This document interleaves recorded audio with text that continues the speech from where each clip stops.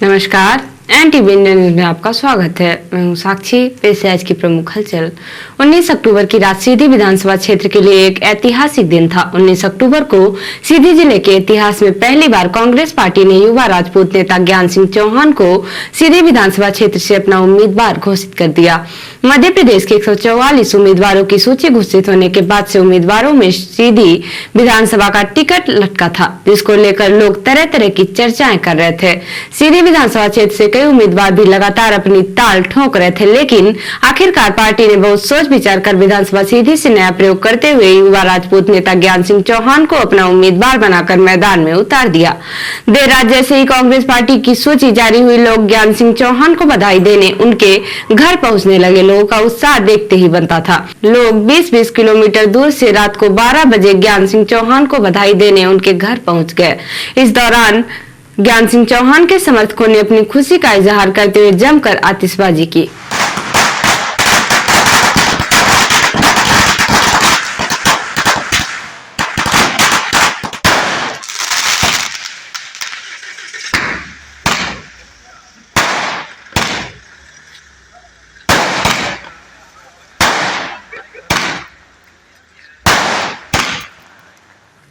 देर रात मीडिया ने भी पहुंचकर कांग्रेस कार्यकर्ताओं के जोश और उत्साह का कवरेज किया। इस दौरान एनटीवी न्यूज ने सीधी विधानसभा से घोषित किए गए कांग्रेस पार्टी के उम्मीदवार ज्ञान सिंह चौहान से उनकी पहली प्रतिक्रिया ली, जिस पर उन्होंने कहा कि मुझ जैसे छोटे कार्यकर्ता को टिकट देकर पार्टी ने सम्मानित किया है। इसके साथ ही ज्ञान सिंह चौहान ने कहा, मैं एक साधारण परिवार का इंसान हूँ।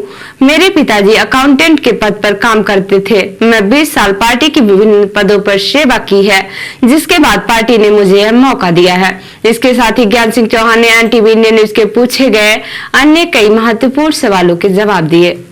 भारतीय राष्ट्रीय कांग्रेस पार्टी ने आप पर भरोसा जताया है और एक लंबी प्रतीक्षा और जद्दोजहद के बाद आपको सीधी विधानसभा क्षेत्र से पार्टी ने आपको उम्मीदवार बनाया है।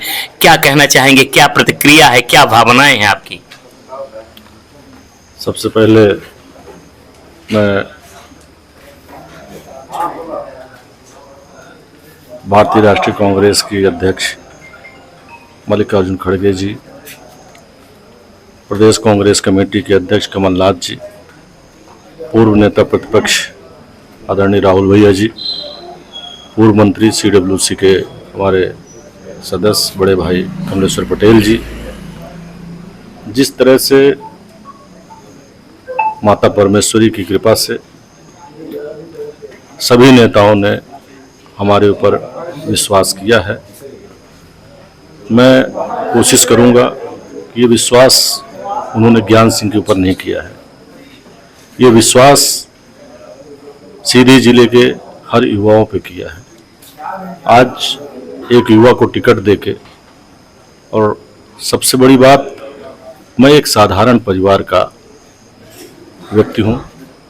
मेरे पिताजी एक विभाग में अकाउंटेंट थे और एक साधारण परिवार के सदस्य को भारतीय राष्ट्रीय कांग्रेस का टिकट मिलना विधानसभा का, ये अपने आप में संदेश जाता है कि कांग्रेस पार्टी हमेशा संगठन के व्यक्ति को, संगठन में काम कर रहे लोगों को ध्यान देती है।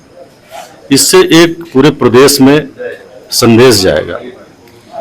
मैं आभार व्यक्त करने के साथ साथ सीधी जिले के सभी युवाओं से, बुजुर्गों से, माताओं से, बहनों से ये निवेदन करूंगा, ये जो विश्वास हमारे नेतागण का है, आज जिस तरह से भारतीय जनता पार्टी पूरे 20 साल में मध्य प्रदेश को नर्क बना दिया है, आज हम सबको लड़ाई लड़नी है। आज यह लड़ाई ज्ञान सिंह की नहीं है, आज यह लड़ाई एक एक कार्यकर्ता की हो गई है। यदि एक एक कार्यकर्ता चुनाव लड़ेगा तो निश्चित रूप से जिस तरह से पार्टी और नेताओं ने विश्वास किया है, हम खरे उतरेंगे। मध्य प्रदेश में विधानसभा चुनाव के लिए 21 अक्टूबर से नामांकन फॉर्म भरे जाने शुरू हो जाएंगे। इस दरमियान भाजपा, कांग्रेस सहित अन्य कई पार्टियों ने अपना प्रचार प्रसार शुरू कर दिया है।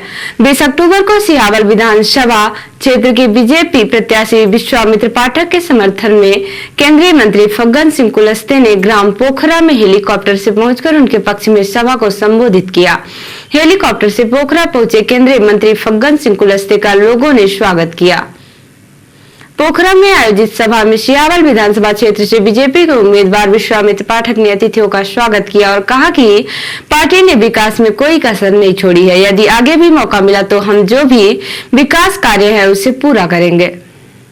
चुनावी सभा को संबोधित करते हुए केंद्रीय मंत्री फग्गन सिंह कुलस्ते ने कहा कि पिछले 50 वर्षों में कांग्रेस ने इस देश में कोई विकास के कार्य नहीं किए हैं। भाजपा ने विकास की गंगा बहाई है, गरीबों की भलाई के लिए कई योजनाएं चलाई हैं। चुनावी सभा के बाद एनटीवी न्यूज ने केंद्रीय मंत्री फग्गन सिंह कुलस्ते से सवाल उठाया कि क्या चुनाव के बाद यदि भाजपा की सरकार बनती है तो मुख्यमंत्री शिवराज सिंह होंगे। इस सवाल का जवाब फग्गन सिंह कुलस्ते नहीं दे पाए। कई बार पूछने के बाद भी उन्होंने कहा कि हमारे नेता मोदी जी हैं।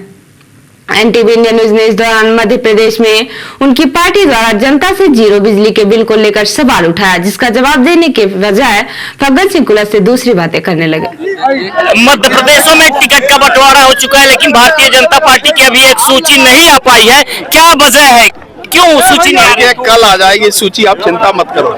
जी जी, जनता के बीच में आप जा रहे हैं और सारी योजनाएं गिना रहे हैं अपनी 18 साल की। क्या लगता है, जनता आपसे प्रभावित है या नहीं? देखिए, भारतीय जनता पार्टी काम पे विश्वास करती है, जनता के लिए काम किया है और इसलिए विकास को आधार बना करके हम चुनाव मैदान में जा रहे हैं। आज हमारे सामने बहुत सारे ऐसे विकल्प है। हमने महिलाओं के क्षेत्र में काम किया, किसानों के लिए हमने काम किया है, आज कनेक्टिविटी को बढ़ाया है, बिजली है, हमारे घर घर पानी देने की योजना है, सिंचाई का रकबा हमने बढ़ा दिया। देखिए, पार्टी का फैसला है, पार्टी क्या सोचती है आप जानते हैं और इसलिए पार्टी निर्णय किया है और पार्टी के निर्णय पर सब चुनाव लड़ रहे हैं। मुख्यमंत्री शिवराज सिंह क्या दोबारा मुख्यमंत्री बनेंगे? हमने काम किया है, कोई भय नहीं। मुख्यमंत्री शिवराज सिंह क्या दोबारा मुख्यमंत्री अब बनेंगे? ये पार्टी तय करेगी किसको। मतलब क्लियर नहीं है। देखिए, हमारे नेता है नरेंद्र मोदी जी, नरेंद्र मोदी जी के नेतृत्व में चुनाव लड़ रहे हैं। पार्टी चाहेगी जिसको मुख्यमंत्री। आप कहने की स्थिति में नहीं है सर कि मुख्यमंत्री शिवराज सिंह देखिए, दोबारा आज हम मुख्यमंत्री हमारा बनेंगे। नेता, मैंने कहा कि नरेंद्र मोदी जी है, वो हमारे नेता है, उनके लीडरशिप में हम चुनाव लड़ रहे हैं। ऐसा कहा जा रहा है कि आदिवासी आपसे नाराज हैं। देखिए, आदिवासी के लिए जो काम हमने किया है, कांग्रेस का एक भी काम बताइए। मैंने अभी ये भाषण आपने सुना होगा, ये काम अगर आप देखें अटल जी की सरकार आने के बाद निरंतर हमने इस क्षेत्र में, आदिवासियों के क्षेत्र में, अगर आज रानी दुर्गावती का 500वां जयंती मनाने का फैसला अगर किसी ने किया तो नरेंद्र मोदी जैसे व्यक्ति ने किया। आज हमने 100 करोड़ रुपए देकर के एक स्मारक बनाने का निर्णय हमने किया। ये सम्मान आदिवासियों के लिए उनका एक हमने कभी जारी किया। सीएम साहब ने कहा था कि बिजली का बिल शून्य आएगा, लेकिन 2000, 5000, 7000 बिजली के बिल आ रहे हैं। देखिए, उसके लिए जितना हम रिलैक्सेशन कर सकते हैं हमने किया है, परंतु ये मैं कह सकता हूं कि भारतीय जनता पार्टी की सरकार 5वीं बार मध्य प्रदेश में। सीधी विधानसभा क्षेत्र में अब चुनावी प्रचार प्रसार जोर पकड़ने लगा है। सभी पार्टियों मतदाताओं को अपने पक्ष में रिझाने के लिए उनके घर पहुंचकर अपने लिए प्रचार प्रसार कर रही है। 20 अक्टूबर को आम आदमी पार्टी सीधी के विधानसभा क्षेत्र सीधी के उम्मीदवार आनंद मंगल सिंह ने मतदाताओं के घर पहुंचकर अपना प्रचार प्रसार किया। इस दौरान मीडिया ने जब उनसे सवाल उठाया कि भाजपा का मुकाबला आप कैसे करेंगे, जिसका जवाब देते हुए उन्होंने कहा कि इस बार भाजपा पूरी तरह से पराजित होगी। आम आदमी के पास, आम आदमी पार्टी आम आदमी के पास, आम आदमी की तरह। हमारी पार्टी का उद्देश्य ही है आम आदमी, जैसा नाम है वैसा काम है। इस तरह जनता। भाजपा को आप कहाँ देखते हैं? भाजपा नेपथ्य में, भाजपा का कोर वोट बैंक खिसक गया है। आगे कोई वोट बैंक उनके पास यहाँ है नहीं, चूंकि वो यहाँ की निवासी भी नहीं है। वो सिंगरौली जिले की बेटी है और सिहावल विधानसभा की बहू है। वो तो जबरन यहाँ चुनाव लड़ने आई हैं, जबकि उनका यहाँ चुनाव लड़ने का कोई औचित बनता नहीं है। इसलिए अभी थोड़ा सा रुझान और बढ़ने दीजिए जनता जना। विधायक और पूर्व मंत्री और सिहावल विधानसभा क्षेत्र के कांग्रेस उम्मीदवार कमलेश्वर पटेल ने प्रदेश में बढ़ रही बेरोजगारी के लिए शिवराज सिंह सरकार को जिम्मेदार बताते हुए कहा कि शिवराज सिंह सरकार ने मध्य प्रदेश को बेरोजगारों का प्रदेश बना दिया है। श्री पटेल ने आज सिहावल विधानसभा क्षेत्र के विभिन्न ग्रामों में जनसंपर्क के दौरान कही। श्री पटेल ने कहा कि विकास के बड़े बड़े और झूठे दावे करने वाली भाजपा सरकार का कोई नेता अब तक बता नहीं पाया कि प्रदेश में कितने नौजवानों को रोजगार मिला, कितने युवाओं को रोजगार मिल पाया। फिलहाल सरकारी विभागों में 5 लाख से ज्यादा पद खाली हैं। शिवराज सिंह चौहान सरकार ने 1 लाख पदों पर भर्ती करने का दावा किया, वह भी चुनावी साल के आखिरी समय खाना पूर्ति कर दी। नौकरी देने की इतनी चिंता थी तो पिछले 18 सालों में सरकारी पदों पर भर्तियां क्यों नहीं की? इसका कोई जवाब नहीं भाजपा के पास नहीं है।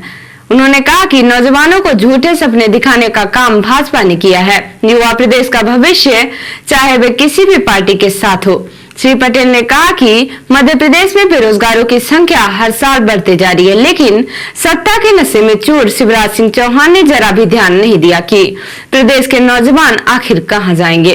कई नौजवान रोजगार की तलाश करते करते अपनी आयु सीमा लांघ चुके हैं। भारतीय जनता पार्टी के पूर्व जिला महामंत्री विवेक कोल कांग्रेस में शामिल हो गए। उन्होंने मध्य प्रदेश के पूर्व नेता प्रतिपक्ष जय सिंह राहुल के हाथों कांग्रेस सदस्यता ली। राहुल भैया ने कांग्रेस परिवार में शामिल होने पर विवेक कोल का स्वागत किया। विवेक अपने समुदाय के एक शिक्षित परिवार के सदस्य हैं, जिनकी कोल आदिवासी समुदाय में काफी प्रतिष्ठा और विश्वसनीयता है। विगत महीने उन्होंने भारतीय जनता पार्टी के एक सक्रिय कार्यकर्ता द्वारा आदिवासी के सिर पर पेशाब करने के अमानवीय कृत्य से क्षुब्ध होकर भारतीय जनता पार्टी के महामंत्री पद तथा सदस्यता से त्याग पत्र दे दिया था।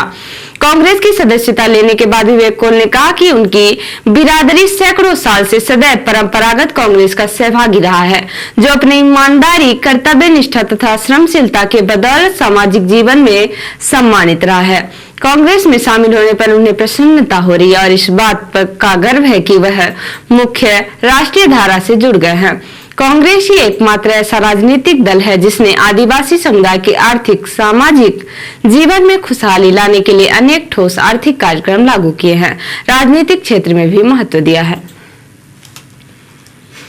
और अब पेश है प्रादेशिक हलचल। पूर्व मंत्री व भाजपा नेता रुस्तम सिंह के बेटे राकेश सिंह बसपा में शामिल। एमपी में कांग्रेस के 88 प्रत्याशियों की दूसरी लिस्ट, 6 विधायकों की टिकट काटे, 3 प्रत्याशी बदले। दिल्ली में केंद्रीय चुनाव समिति की बैठक, 5 मंत्रियों के टिकट कट सकते हैं। और एमपी में 93 एमएलए के खिलाफ क्रिमिनल केस, एडीआर की रिपोर्ट में खुलासा, 46 को दोबारा टिकट। और अब पेश राष्ट्रीय हलचल। नौसेना को guided missile destroyer INS Imphal मिला, ब्रह्मोस और बाराक मिसाइल से लैस। देश की पहली रैपिड ट्रेन का पीएम ने उद्घाटन किया, कहा मुझे छोटे सपने देखने की आदत नहीं। भारत की डेडलाइन के बाद कनाडा ने 41 डिप्लोमेट्स हटाए। विदेश मंत्री बोली हम कानून का पालन कर रहे हैं। और राहुल गांधी बोले 10 साल में केसीआर ने जितना पैसा लूटा हम आपको वापस देने जा रहे हैं। तो ये थी आज की प्रमुख हलचल। नमस्कार।